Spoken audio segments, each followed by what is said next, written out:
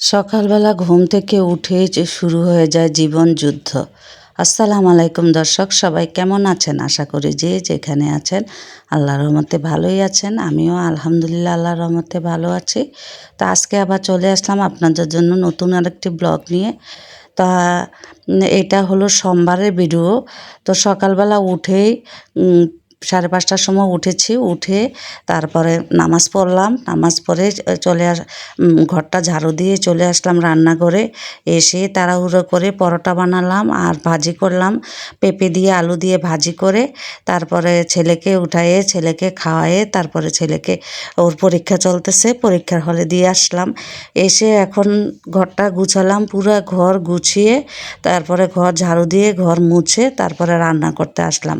তো গ্যাস যেহেতু চলেই যাবে, তো এই জন্য আর তাড়াহুড়ো করে নেই, ভাবলাম যে গ্যাস চলে গেলেও সিলিন্ডারে রান্না করব, আস্তে ধীরে রান্নাগুলো শেষ করব।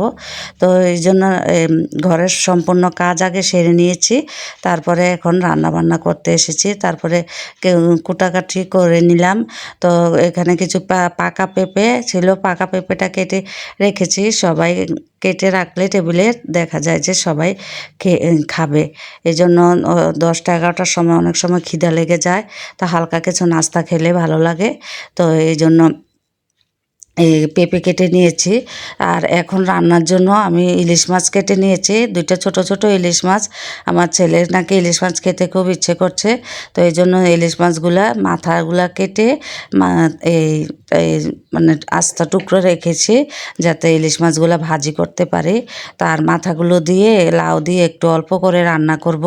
তো মাথাগুলো আমি আগেই কষিয়ে নিয়েছি, কষিয়ে তারপরে লাউ দিয়ে দিলাম।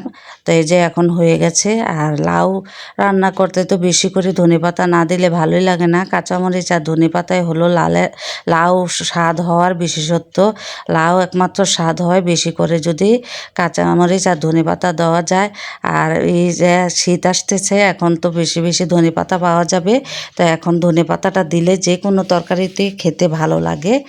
আর এখানে আমি অল্প করে কিছু আলু কেটে নিয়েছি, আর একটা পেঁপে ছোলা ছিল অল্প একটু, তো ওইটাকেও কেটে নিয়েছি। কেটে তারপরে শিং মাছকে আমি ধুয়ে হলুদ মরিচ মেখে তারপরে রেখে দিয়েছিলাম।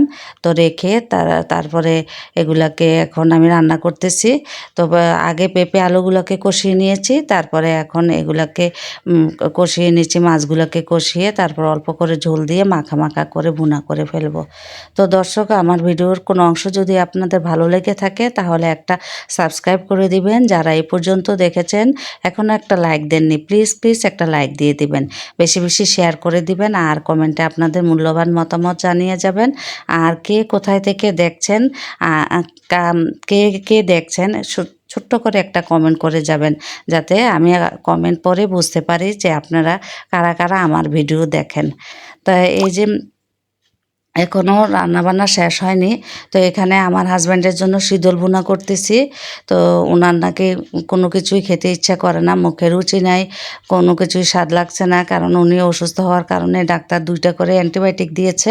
তো অ্যান্টিবায়োটিক খায়, এজন্য ওনার মুখে কোনো কিছুই স্বাদ বোঝে না, নাকে কোনো গন্ধ বোঝে না। তো এই জন্য শুটকিটা হলে উনি খেতে পছন্দ করে। তো এই জন্য বড় বড় রসুন দিয়ে, বেশি করে পেঁয়াজ দিয়ে, কাঁচামরিচ দিয়ে শীতল ভুনা করে দিচ্ছি। তো আপনারা বলবেন হয়তো এখানে অনেক পানি ভুনা হলো কিভাবে। তো এটাকে আমি একদম পানিটা শুকিয়ে একদম ভুনা ভুনা করে তেলটা যখন ভেসে উঠবে তখন নামিয়ে ফেলবো। তো এখন তো সব কাজ শেষ, আর মেন কাজটা রইলো এই যে চুলাগুলো এখন মুছে নিচ্ছি। তো এই চুলাটাও মুছে নিচ্ছি, আর ওইখানে মেন গ্যাসের যে চুলাগুলো ওইগুলোও মুছে নিয়েছি। তো সব কিছু মুছে পরিষ্কার করে রান্নাঘর পরিষ্কার করে তারপরে গোছল করতে যাব।